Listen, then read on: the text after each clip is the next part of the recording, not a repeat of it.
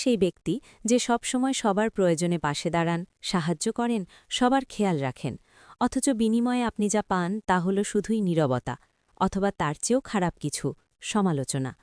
এটা সত্যিই খুব ক্লান্তিকর, তাই না? আজ আমি এমন কিছু নিয়ে কথা বলতে চাই যা শুনতে শুরুতে হয়তো একটু অদ্ভুত লাগতে পারে, নিঃশব্দ ক্ষমা বা সাইলেন্ট ফরগিভনেস। এটা মোটেও এমন নয় যে আপনি মানুষকে আপনার উপর হেঁটে যাওয়ার সুযোগ দেবেন, বরং এটি তার ঠিক উল্টো। এটি সেই মুহূর্তের কথা যখন আপনি বুঝতে পারেন যে আপনার মনের শান্তি অন্য কারো অনুমোদনের চেয়ে অনেক বেশি মূল্যবান।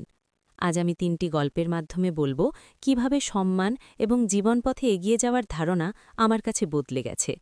চলুন শুরু করি নিজরোর গল্প দিয়ে। নিজরোর গল্প। নিজরো সাধারণ কোনো মোড়ক ছিল না, তার মধ্যে ছিল এক প্রবল দায়িত্ববোধ। প্রতিদিন ভোরে সূর্য ওঠার অনেক আগেই নিজরো তার জায়গায় তৈরি থাকত।